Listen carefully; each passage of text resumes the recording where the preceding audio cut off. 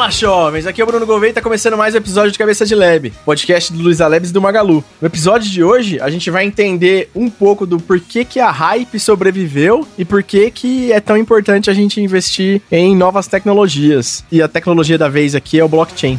Salve, jovens! Aqui quem fala é o Diego. E aí, será que agora eu entendo o que é blockchain? Oi, pessoal! Aqui é a Milene e hoje a gente vai tentar desvendar o que é esse tal de blockchain. Fala pessoal, aqui é o Erion, recém-chegado aí no Magalu e vou falar um pouco de blockchain com vocês hoje. Valeu! Boa! A gente vai entender quem é o João Blockchain, segundo a Mi. A Mi não entende a piada do John Blockchain. Não.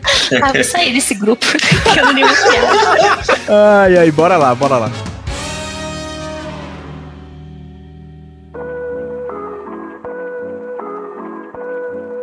A minha primeira pergunta se conecta com o que eu falei na abertura mesmo, assim. Blockchain foi uma tecnologia que ficou muito falada, né? Virou hype, todo mundo falava que tinha que fazer alguma coisa, investidor olhava se tinha blockchain na empresa pra falar valuation, e aí ficou toda essa hype que toda tecnologia que entra na onda aí traz, né? Mas, ao contrário de muitas que morreram aí, o blockchain se mostrou bom em várias frentes aí, né? E aí o que eu ia perguntar inicialmente é justamente isso. Por que você acha que blockchain é um negócio que foi pra frente, a galera viu importância e não morreu na hype das criptomoedas aí? Então, Bruno, cara, blockchain, ele veio popularizado pelas criptomoedas, né? Começou com o Bitcoin e eu acredito, cara, que ele se manteve aí, né? Várias empresas adotaram ele. No começo veio como modinha mesmo, né? A gente parar pra pensar, como você disse, né? Comentou, toda empresa, né? Queria ter blockchain, né? Seja por status, seja por estar na frente de outras empresas, né? Por ter que ter essa tecnologia primeiro que estava com grande popularidade, mas eu acho que o que fez com que o blockchain se manteve foi exatamente o que ele propõe, né, com suas características, né, e aí depois eu vou comentar com vocês algumas dessas características, como por exemplo, confiança, que eu acredito que foi uma das características que mais marca o blockchain, assim, né, protocolo da confiança, né. Bom, eu queria te perguntar, e de onde que surgiu essa ideia de blockchain? Você sabe de onde surgiu e qual que era o problema que se propunha a resolver? Em 2008, teve um white paper, né, que foi escrito, ninguém sabe, na verdade, quem escreveu, mas todo mundo sabe que foi uma entidade, né, uma pessoa, ou eu não sei, várias pessoas, né, que se denominaram Satoshi Nakamoto. Então, em 2008, foi publicado aí um white paper com o nome Bitcoin, a Peer-to-Peer Electronic Cash System, que nesse artigo aí descrevia uma maneira, né, segura de fazer transações rápidas, né, entre duas entidades, né, de maneira que garantisse aí a segurança dessas informações, e no caso era dinheiro mesmo, né, todo mundo sabe que leva-se um tempo, né, de validação entre os bancos, né, para poder fazer a troca de informações de moeda, né, tem toda uma série de questões aí que tem que ser feitas, que eu nem sei como funciona isso, mas nesse white paper tinha uma maneira descrita que garantia a segurança de ponta a ponta dessas informações a serem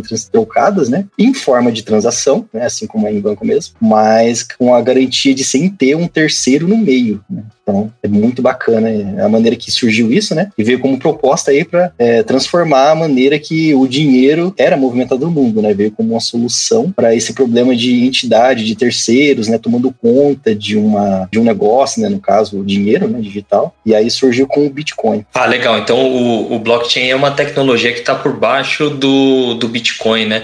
Mas você acha que, em termos de aplicabilidade, a gente só consegue usar em criptomoedas mesmo? Ou você acha que dá para a gente usar em outras coisas essa tecnologia? Com certeza, cara, com certeza dá para usar em outras coisas, né, em outros cenários, não só em criptomoedas. Inclusive, quanto mais o Bitcoin foi popularizado, isso aí foi trazendo à tona aí ideias, né, entre as pessoas que observavam como funcionava a criptomoeda, como que era descrito nesse white paper, né, e cada vez mais pela confiança, né, que conseguiu garantir aí a moeda, porque imagina, né, é dinheiro, né, então conforme foi aumentando a popularidade do Bitcoin, o valor da moeda foi crescendo e as pessoas foram conseguindo utilizar essa moeda para fazer compra mesmo, né, e ser validado isso, aí pensaram, poxa, se isso consegue, cara, garantir essa transparência, essa segurança aí em algo tão sério quanto o dinheiro, né, né? E ainda digital, né? Não um dinheiro físico, né? A gente é acostumado a pegar a moeda, né? Ou então você vai lá e deposita no banco e aí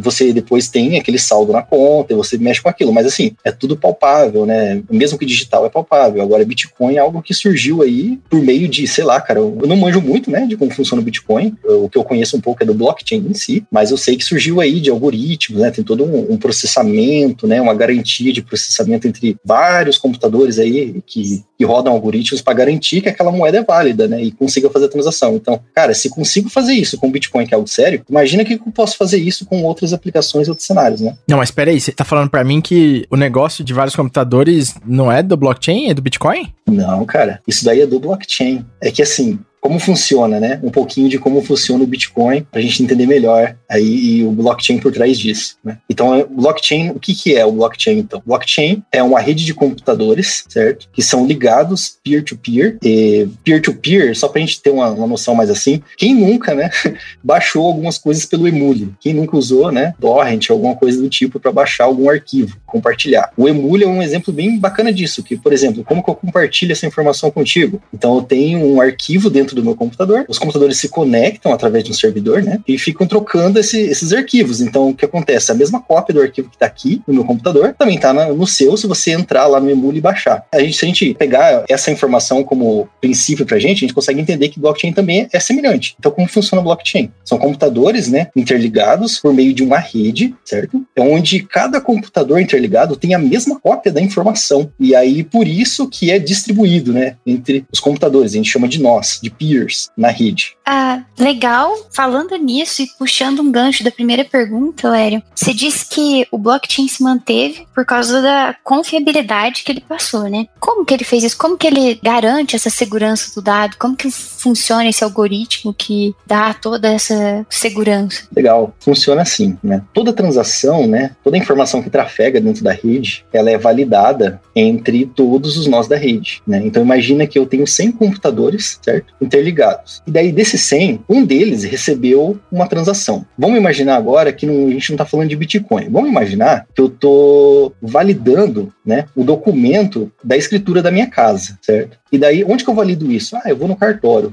Não, mas eu não quero sair de casa. Eu quero validar pelo computador. Como que eu faço isso? Eu tenho um código, certo? Que representa esse documento no cartório. Eu entro ali, acesso meu computador, né? E eu tô dentro da rede, né? Tem uma telinha bonitinha, muito provavelmente, né?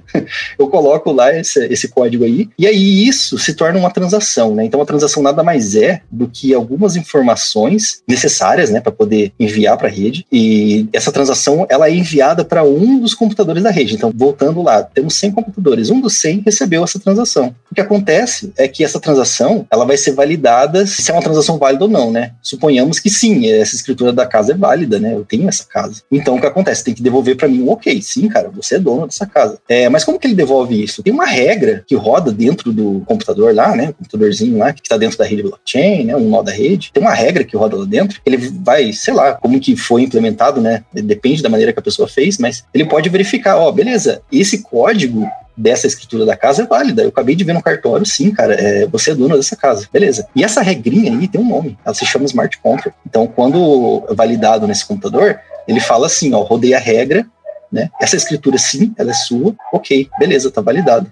Mas como que garante a segurança, né? Você vai validar num computador só, né, tal. Mas não é bem assim, né? Essa informação, ela é replicada para todos os computadores da rede, todos nós. Então, quando você manda uma transação, você manda para um computador, sim. Mas é replicada entre todos os outros, né? Ela é validada também por outros computadores. E aí tem um detalhe, né? Que garante aí essa segurança. No mínimo, 51%, né, de computadores dessa rede, né, que estão validando, eles têm que aprovar essa transação. Tem que falar assim, eu fui lá no cartório, eu verifiquei que esse código da sua escritura é válida e você é dono dessa casa, certo? Se menos do que 51%, né, que seria 50%, né, falar assim, é válida essa transação, você é dono da casa, significa que isso é uma transação inválida. Ou seja, aí que tá a segurança, né? Se a pessoa quiser corromper a rede, tem que corromper 51% no mínimo dos computadores da rede. De 100 computadores, seria 51%. Né? Aí você diz que tem essa transparência, né? Como assim? É público isso? Qualquer um pode tentar acessar essas informações? Olha, depende muito, né? Depende do que está público, né? Agora, vamos voltar para o Bitcoin, por exemplo, né? Que é um exemplo de uma aplicação, né? De uma regra que usa blockchain, que tem uma rede. Então, na rede blockchain do Bitcoin, como que funcionaria, né?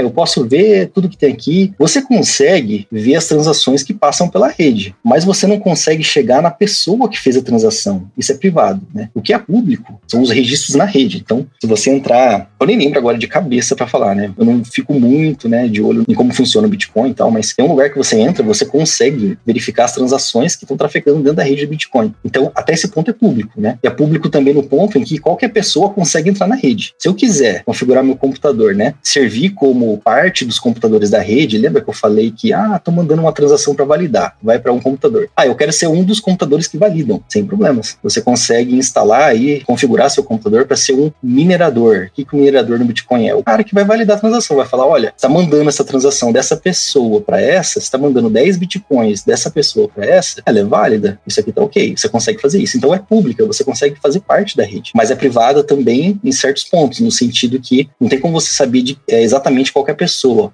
Essa pessoa é o Bruno Gouveia que tá mandando pro Diego Garcia. Não, você não consegue. Você consegue pegar um número qualquer aleatório lá, que é da transação, né? Então você consegue rastrear algumas coisas e outras não. Mas sim, é transparente nesse sentido. Só que, e o minerador, ele não vai ganhar nada com isso. Ele só vai saber. Então, no caso do Bitcoin, né, o minerador, o que ele faz? Quando ele executa esses cálculos computacionais, né, ele é como se fosse uma corrida, né? Imagina aí uma São Silvestre da vida, as pessoas correndo e tem o ganhador. O ganhador da São Silvestre, representado no Bitcoin, é o cara que conseguiu executar os cálculos computacionais na frente de outras pessoas que também estão executando e conseguiu validar. Agora imagina a quantidade de pessoas que está executando isso ao mesmo tempo, né? Então aí é uma corrida bem grande. Então precisa de muito poder computacional, né? Geralmente as pessoas às vezes até fazem, sei lá, alocam algumas máquinas na internet, tem serviços na internet para isso, né? A pessoa vai lá e paga por mês e vai minerando, né? E que simplesmente é ficar fazendo esses cálculos, empresta, vamos supor assim, né? Um servidor da Amazon,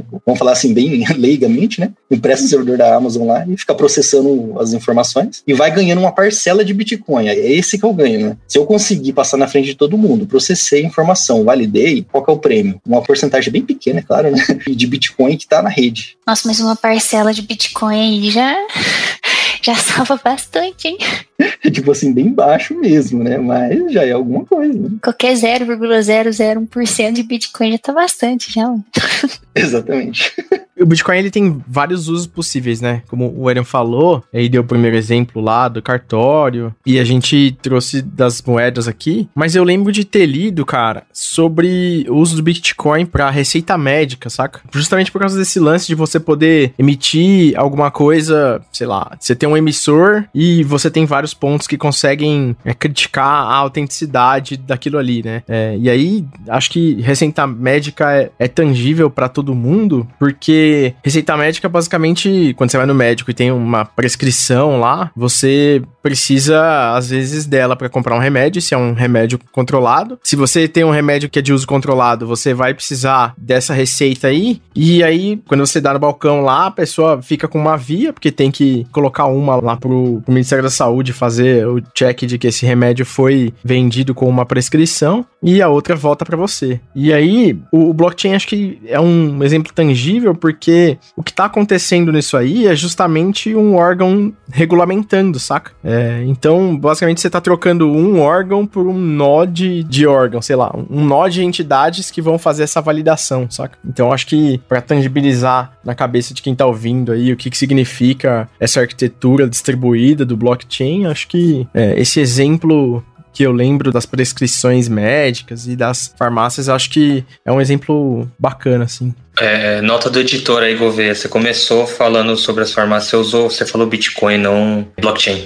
Tá vendo como a gente confunde as coisas, rapaz? Perfeito, Bruno. Perfeito, cara. É exatamente isso que o blockchain consegue trazer, né? Digamos assim, de melhoria, né? Para algum serviço ou alguma coisa que já exista, mas que consegue automatizar isso e trazer segurança e transparência, cara. Agora, só um ponto que eu queria tocar aqui, que é, cara, isso é super comum com todo mundo, e justamente porque o blockchain surgiu, né, do Bitcoin, muita gente acha que Bitcoin é blockchain, mas na verdade não, né, cara? O Bitcoin é uma moeda digital, né? Uma criptomoeda é dinheiro, né, digital. E a tecnologia que consegue fazer o Bitcoin ser seguro, né, e toda essa toda essa parafernália que ele tem, é o blockchain. Então, realmente, blockchain, ele vou até comentar sobre o que você falou agora, nesse caso da receita, né, antibiótico, né, tal. Toda vez que a gente vai, né, no médico, ele receita lá, e é um antibiótico, e realmente a farmácia fica com a via, outra via vai com a gente, né, sempre assim, quando a gente vai comprar um remédio, né. Cara, isso é um ponto bacana, porque o que acontece? Uma das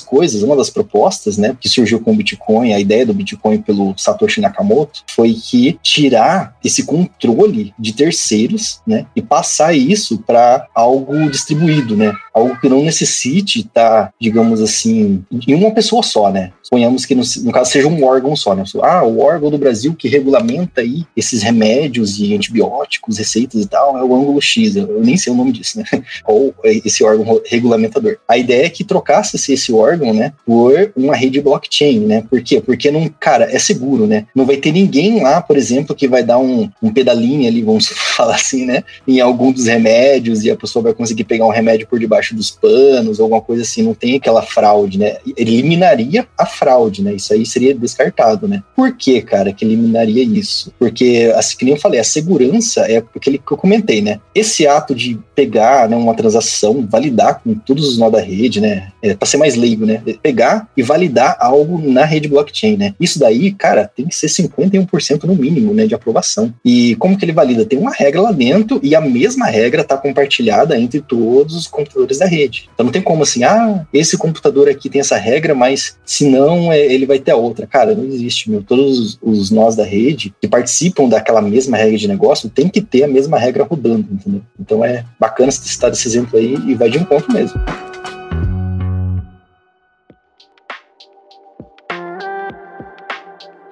Tentando puxar um pouco pro techniquez da parada, né? Pelo que eu estava estudando, assim, da arquitetura do blockchain, uma parada que garante essa segurança que a gente está falando tanto, que é um ponto muito forte, é como que está estruturado, né? Porque, pelo que eu entendi, até você me corrige aí, Hélio, e se eu der alguma canelada, a galera fica à vontade aí para me apontar, tal, nas redes sociais, tal, me procurar. Mas, pelo que eu estava vendo da estrutura, basicamente, cada transação é um registro que é como se fosse uma lista encadeada. E os próximos registros que partiram a partir dessa primeira carregam o hash da anterior, saca? Então, assim, sempre que uma transação vai para frente, você tem o hash da anterior. E se caso alguém tentar fraudar, por mais que ela seja pública, a pessoa mal intencionada, ela não consegue alterar o conteúdo daquela transação, porque alterando o conteúdo daquela transação, você altera o hash dela. Consequentemente, você vai invalidando todos os hashes em cadeia. Então, a partir daquele momento, daquele ponto em diante, você já sabe que aquela transação foi comprometida. Então, com isso, você garante a segurança. Então, nesse exemplo de farmácia, eu achei excelente, porque eu até trabalhei há muito tempo atrás com automação de farmácia e tal, e trabalhando principalmente com medicamentos controlados, tinha muita coisa que era por confiança, assim, a gente confiava que o farmacêutico ele tinha o poder de emitir aquela receita, né, que ele tinha,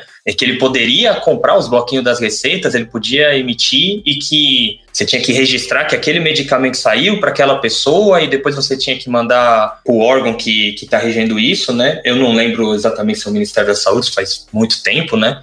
Eu acho que era para a Anvisa, na real. Então você tinha que mandar isso para a Anvisa e, imaginando um pouco do uso do blockchain, toda essa cadeia poderia ser encadeada e se, por exemplo, se o farmacêutico ele alterasse alguma informação da receita depois que ela saiu, então tudo que ele fez daí em diante, que está registrado, está invalidado, porque ele mudou o conteúdo daquela receita, consequentemente mudou o hash, e o hash de mais nada vai bater. E aí tem esse lance que o Arion explicou, que como está compartilhado, até em algum lugar que está distribuído esse registro, você consegue até recuperar qual que é o original e recuperar a cadeia como estava antes. Posso tentar tangibilizar mais ainda para quem está escutando aí, com essa informação do hash que você colocou? Manda bala. Imagina o seguinte, ó, e aí vocês me corrijam se o meu raciocínio se desenrolar de uma forma incorreta ou meio torta. Imagina que você chegou lá no balcão e você fez o seguinte, teve que bater um carimbo seu de que você deu a receita pro farmacêutico e o farmacêutico vai bater um carimbo ali de que bateu a receita para você. Se você tentar passar outra vez a receita, não vai dar porque tá com o carimbo dele. Se ele tentar passar essa receita de novo pra faturar 2 vezes, ele também não vai conseguir porque ele já tá com o seu carimbo lá. Então, imagina que isso não é uma receita física, beleza? Isso é uma receita digital e você tem um aplicativo. E aí, no seu aplicativo, essa mesma mecânica acontece, só que cada vez que uma receita acontece, imagina que eu pego o código lá do sei lá, do CPF do farmacêutico, desculpa aí, eu não sei qual que é o nome do registro pra quem é farmacêutico, foi mal.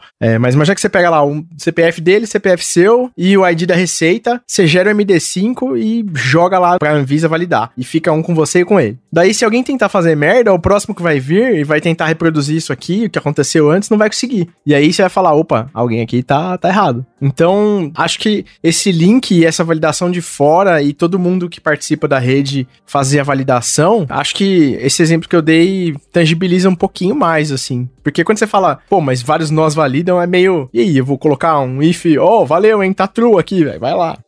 Eu também acho. Mas assim, depois do exemplo que o Diego deu, eu fiquei pensando, se a gente não pode alterar um hash de nenhum nó, significa que a gente não pode fazer alteração mesmo. O dado sempre tem que se manter do jeito que foi feita a transação. Não tem alteração. É isso aí, você sempre vai adicionar a informação, né? Você nunca vai alterar a informação. Entendi. É isso aí mesmo, pessoal. Bacana. O exemplo do Diego e que você falou aí, Bruno, também, Milene, é exatamente isso mesmo. Fica meio abstrato. O problema é que o tema, por si só, ele é meio complexo mesmo, né? Aí a gente tem que ficar meio que dando alguns exemplos mais tranquilos, assim, pra entender mais ou menos como que é o processo, porque tem um detalhe aí que é muito importante, né? Por exemplo, quando a gente fala cadeia de blocos, é porque todos os blocos são interligados mesmo. É do jeito que o Diego falou, né? Cada bloco posterior é ligado com o seu anterior. Ah, mas como que funciona então? E se é o primeiro registro? Então, tem um bloco aí que a gente chama de Genesis Block. Então, quando ainda não tem registros, tem um Genesis Block. E aí o primeiro bloco linka com o Genesis Block. E o segundo bloco linka com o primeiro, o terceiro com o segundo e assim por diante, né? O que acontece é que é muito difícil, né? Porque primeiro que você tem que invadir algum computador, né? E aí, hoje em dia, né? Firewall e, nossa, tem muitas camadas aí até chegar, né? Mas suponhamos que o cara é realmente um hacker muito bem sucedido, né?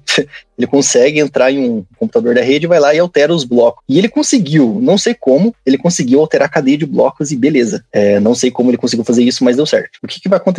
Cara, isso é um computador, ou que seja, sei lá, 49% dos computadores da rede. Cara, todos os outros 51%, eles têm a mesma cópia daquela informação. Então, o que acontece, né? Quando eu mando alguma informação para dentro da rede, ela é armazenada dentro de banco de dados mesmo, né? Só que é um banco de dados criptografado. E a gente chama esse banco de dados de ledger. Agora, ledger vem daquele livro razão, né? Um livro caixa, né? Tudo que a gente coloca no livro caixa, a gente só coloca informação. A gente nunca vai lá, deixa eu pegar a borracha aqui, deixa eu apagar essa informação aqui, dessa linha que tá errado. Não, o que acontece? A gente vai lá, coloca informação, nossa, colocou R$10 a mais, putz, tá errado. O que eu tenho que fazer? Colocar uma nova linha embaixo com R$10 a menos, né? Retirando, né? Aqueles R$10 a mais que estava lá. Então, daí a informação tá atualizada, né? Tá no valor correto. Blockchain é a mesma coisa, né? A ledger, né? O livro razão, né? Que é o banco de dados, digamos assim, de cada um dos nós da rede, é a mesma coisa. Então, isso daí é uma cadeia de blocos, né? Então, se eu alterar um desses blocos dentro da ledger, né, e conseguir ser bem sucedido nisso, todos os outros blocos estão corretos. Então, o que acontece? Isso aí eu consigo dar um exemplo de como funciona o framework, um dos frameworks, né, para poder criar a rede blockchain, trabalhar com ela, rede de negócios, né, que eu tive a oportunidade de aprender quando eu estava na IBM, que é o Hyperledger Fabric. Então, se temos aí alguns nós corrompidos, né, na rede, que alguém hackeou, mexeu, tal, alterou a informação, automaticamente esses nós vão cair fora. É identificado na rede que esses nós estão inconforme, né, porque a maioria dos nós, eles têm informação mais recente, ou a informação ou estando desatualizada ou incorreta, automaticamente é um nó corrompido, né. Então aí vai cair esse nó fora da rede, vai cair esse computador da rede, e daí ele vai voltar, só que daí a ledger desses computadores que estão ok, né, que estão com informação mais atualizada, vão ser replicadas novamente nesses que estão corrompidos, ou seja, mais uma vez a rede vai se estabelecer com informação mais recente e informação segura, né. Então ele mesmo tem essa organização de eliminar e recriar, certo? E como que é criado novos blocos? Como que é organizado isso? Olha, Milene, os blocos, como que isso funciona, né? O bloco nada mais é do que uma porção de informação, né? Uma porção, né? Uma série de transações, né? Que formam um bloco. Então, imagina uma caixa, né? Aí você pega, sei lá, 50 pastas. Aí você coloca 50 pastas dentro da caixa. Beleza, atingiu o limite. É 50 pastas que essa caixa permite, né? Então, daí o que você vai fazer? Analogia, você coloca a caixa de lado, você pega a próxima caixa. Vamos colocar mais 50 pastas. Então, é desse jeito. O bloco, quando é formado, ele ele é formado por uma série de transações, né? E aí, quando atinge o limite daquele bloco que está configurado, determinadas transações, ele é sempre alterado o código hash, é óbvio, né? Mas quando atende o limite de transações, é criado, então, um novo bloco que linka com esse anterior e vai colocando as transações lá dentro. Então, é assim que funciona. E voltando aí àquela questão lá de, nossa, eu não posso, se eu coloquei a informação errada, como funciona? No blockchain, simplesmente você coloca mais uma informação, né? Você pegou e mandou a informação do blockchain, mandei errado aqui, foi R$10 a mais. Você vai pegar e vai mandar de novo, só que com R$10 a menos. O que vai acontecer? Obviamente, aquela informação nova que você mandou é a mais atual. Aquela anterior já não é mais válida. Então, se qualquer pessoa na rede tentar validar, vai pela mais nova, né? E aí tem maneiras de se verificar isso na rede, né? Qual que foi o horário que chegou aquela informação, né? Tem uma série de validações, é claro, não é somente o timestamp, o horário que caiu, né? Mas ele garante que aquela informação que você mandou agora é a mais atual, e daí todas as outras validações, elas vão direto na mais atual. Então aí não é com os R$10 a mais, é com os R$10 a menos, né? Então seria assim, digamos assim, deu ruim, manda outra transação, aí vai dar bom, entendeu?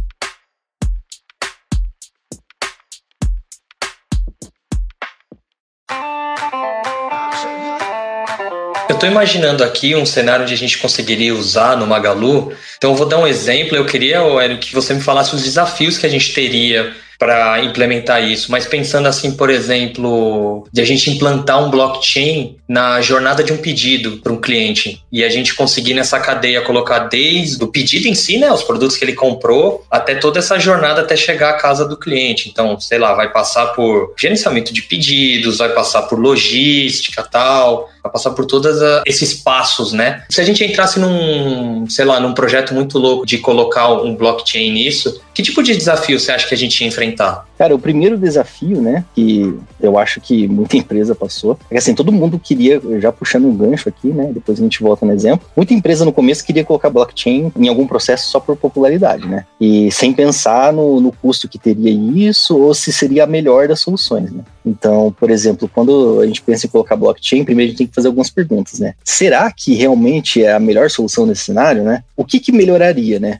Vai ficar mais seguro, legal, mas será que não vai demorar um pouco mais o processo? Não sei. Blockchain tem que ter as transações, né, com uma latência bem baixa, né? Tem que ser muito mais rápido, né, as informações. Então, beleza, né? Talvez dê certo, né? Mas quais são os participantes que vão estar nisso, né? Então, agora voltando pro exemplo, não sei, né? Vamos viajar, né? Vamos imaginar que o Magazine, sei lá, não faz entrega por si só, né? Só tem terceiros, né? Contrata terceiros para entregar. Entrega também, né? Mas tem a condição de ser terceiros também. Então, a gente já tem dois participantes aí. Tem o Magazine Luiza, como participante da rede, né? O cliente vai lá e abre um pedido, né? Fez a compra de um pedido. Isso aí caiu para algum setor do Magazine lá e tal, e o pedido tá dentro do Magazine. Então, o Magazine, como participante da rede, ele tem acesso à informação do pedido do cliente, né? O cliente, vamos supor que ainda tá validando essa informação, né? Ponhamos que demora um certo tempinho aí, por algum motivo, né? Para validar, e o cliente tá acompanhando, né?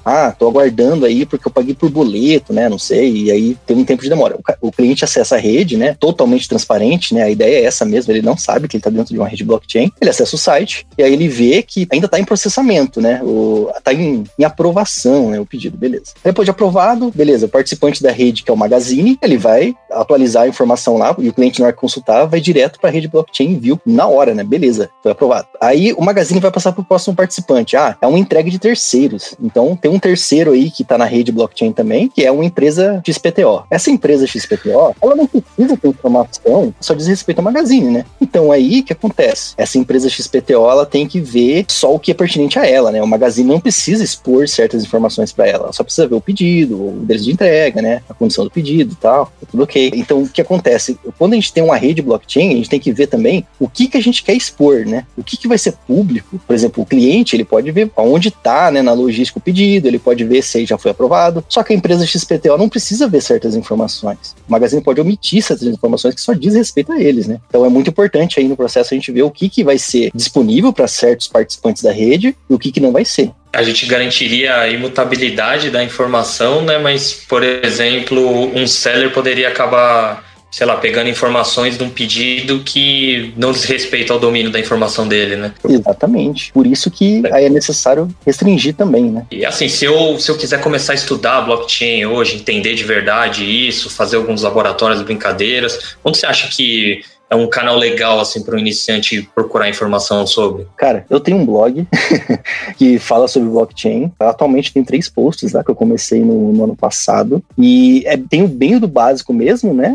Explicando o que é o blockchain. E daí depois eu comecei uma série de posts sobre o Ethereum, né? Que eu me interessei pelo assunto, né? Um pouquinho, né? Sobre as criptomoedas. O Ethereum é uma plataforma, né? Onde você tem a moeda, que é o Ether, mas você também consegue colocar informação para rodar lá sem se preocupar, por exemplo, com uma infraestrutura de blockchain, né? Então eu comecei uma série de posts sobre isso, né? Para explicar melhor algumas coisas que eu achei muito interessante. E também, né? Claro, né, não é só meu blog, né? Tem alguns sites que dá para entrar também. No começo, né? Até o meu primeiro contato com blockchain foi em 2017, quando comecei na IBM, né? E eu brinco que na época a gente fala que era só mato, né? Até tem um colega meu que eu conheci por conta do blockchain, e ele fala assim, cara, quando eu comecei no Ethereum, era só mato, lá era só o Yellow Paper, não sei o quê. Agora tem um monte de coisa bacana no site. Da mesma forma também era, né, nesse site aí. Tem um site do Hyperledger Fabric, né? É um dos frameworks. Se você quiser criar uma rede blockchain do zero, eu quero criar a minha rede blockchain. O Hyperledger Fabric, ele é open source, certo? Ele é mantido pelo Linux Foundation. Tem várias empresas grandes aí que mantém isso, como IBM, Cisco, uma porrada de empresa mesmo, né? Qual a ideia? Você criar uma rede de negócio, né? Em que tem participantes. Então, quando a gente estava falando aí de um exemplo, o Magazine, né? Seller, né? A entrega e tal. Isso aí é uma rede de negócio, né? Você tem o seu cliente que vai acessar e a informação é trafegada na rede, né? E você tem os participantes. Então, quero criar uma rede parecida. Hyperledger Fabric é um candidato muito interessante, né?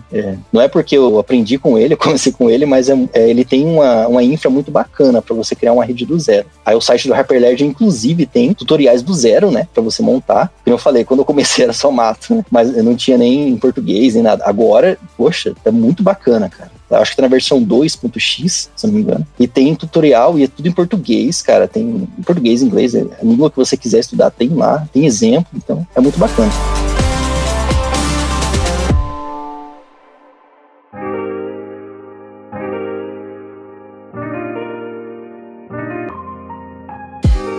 E a comunidade, como é que tá? Você sabe se rolam eventos, se rolam meetups, se tem grupos, sei lá, grupo de Telegram, fórum, como é que tá isso? Cara, um dos problemas, né, que inclusive eu enfrentei foi que no Brasil eu não tinha muita gente para você conversar sobre o assunto, né? Até quando eu tava dentro da IBM, eu dava alguns cursos lá, né? A gente capacitava o pessoal, porque a gente começou do zero, bem do zero mesmo, né? Quando a gente conseguiu uma maturidade, a gente começou a dar treinamento pro pessoal lá de blockchain, tudo, né? Formar as equipes e tudo mais. E aí, quando eu saí de lá, eu senti, tipo, uma falta, né? Falei, meu Deus, e agora, né? Lá eu tinha um pessoal que eu tinha um contato. E aqui agora no Brasil, quem que eu posso conversar, né? Então no Brasil ficou meio esquisito, né? Não tinha muita gente. Então daí, quando eu criei esse blog, até um colega meu, o Rafael, eu comecei com o Ethereum por curiosidade, por conversar com ele, ele falou, cara, é difícil encontrar gente aqui no Brasil, mas tem sim alguns movimentos, né? Tem alguns meetups por aí, agora por conta da pandemia baixou muito, né? Meio difícil, mas tem sim bastante informação. Inclusive, tem um podcast bem bacana aí que eu vou fazer uma propaganda aí. Eu conheci esse cara na época da IBM e agora ele já saiu de lá de um tempo já, mas ele grava alguns podcasts sobre blockchain. É o Block Drops. Tem bastante assunto diverso sobre blockchain lá, é um papo bacana também. É igual esse papo legal que a gente tá tendo aqui. Ele tem lá também com alguns participantes, mas o foco é blockchain, né? E é bacana porque é em português, né, e tal. Então já é um lugar também para conversar, né? É muito bacana. Inclusive, cara, se quiser trabalhar com blockchain, freelance, alguma coisa assim, só para ver como algumas coisas legais, né? E funciona como hackathons mesmo, né? E o pessoal incentiva aí, tem algumas premiações em Ethereum, né? Em moedas, em criptomoedas. Tem o Gitcoin, cara. O Gitcoin é uma plataforma mesmo que foi feita para conectar o pessoal que mexe com blockchain. Sei lá, quer startar alguma iniciativa, sabe? Quer trabalhar em alguma coisa, quer disseminar informação. Aí lá tem alguns desafios, o pessoal da comunidade se reúne para participar de uns hackathons. É muito bacana, cara. Eu queria aproveitar e te perguntar o que você espera, assim, do futuro do blockchain? Como que você vê o futuro? Você acha que a adesão vai melhorar? As comunidades tendem a aumentar, tende a ficar mais popular? O que você vê assim pro futuro? Cara, eu acho que só tende a aumentar mesmo, viu? Porque que funciona, todo mundo já sabe, né? E que nem pra tudo caso dá pra usar blockchain, o pessoal também já tá aprendendo já. Então, cada vez mais, soluções que vão revolucionar aí, né? Creio eu, né? Que vão facilitar a vida, vão começar a surgir pra usar blockchain, né? Por exemplo, né?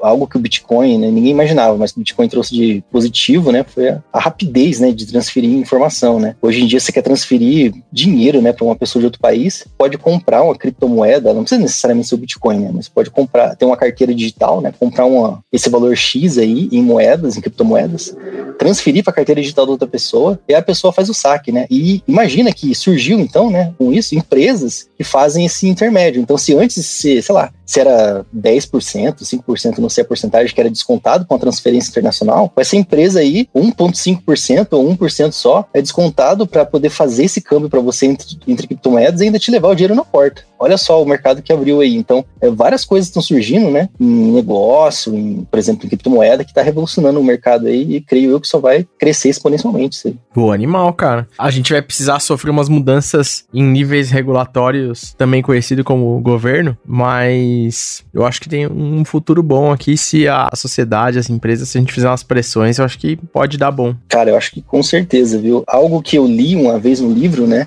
Que é Blockchain Revolution, né? Ixi, faz um tempo já que eu li esse livro, mas eu tenho ele aqui, eu sempre leio, assim, porque é meio que, tipo assim, você sabe quando o pessoal usou, assim, profecia e tal, mas é verdade, cara, tem umas pessoas visionárias, né? Esse cara é o Don Tapscott, se eu não me engano, né? Ele, quando ele conheceu o blockchain, ele ficou, tipo assim, muito interessado, ele começou a, né, pensar e raciocinar sobre coisas que dava pra você usar. Eu recomendo a leitura, é tipo uma leitura bacana, da hora, pra quem quisesse ler, né, inteirar mais sobre o assunto. Blockchain Revolution, né, o Blockchain Revolução, né, de Don Tapscott, tem também traduzido, e, o cara falou umas coisas que é muito massa, que tipo assim, a tecnologia, ela evolui, então se você não se adapta a ela, cara, você vai ficar de fora e uma hora você vai morrer, né, no caso do blockchain é a mesma coisa, né, no começo, né, imagina, como que os bancos pensavam quando surgiu o Bitcoin, né, nossa, isso aí tem que morrer, cara, você não pode vingar não, porque como que vai ficar o nosso serviço, né, como que vai ficar empréstimo, como que vai ficar o pessoal usando, e daí a ideia não é essa, né, igual ele fala no livro, em alguns pontos, né, a ideia é que você se adapte a isso, né, quem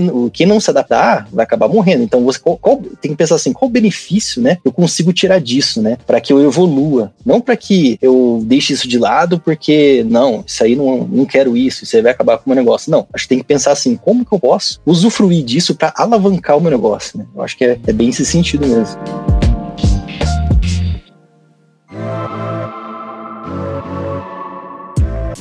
Bom, a gente tá no Twitter e no Instagram como @cabecadlab, eu tô no LinkedIn como BF Gouveia. Eu tô no Twitter como drgarcia1986. Eu tô no Instagram como M_M Vasconcelos e no LinkedIn como Milene Mancini Vasconcelos. Aí eu tô no LinkedIn como Erion Ricardo Barassual mesmo. Ou então no meu blog tem um link, eu vou deixar o link do meu blog, quem quiser acessar lá. No final da página tem o LinkedIn, cair direto na minha página, pode conversar comigo e tem mais informações também. Boa, animal, cara. Valeu demais a participação. Valeu, Mi, valeu, Murchão. E é isso aí, gente. Valeu. Valeu, pessoal. Valeu.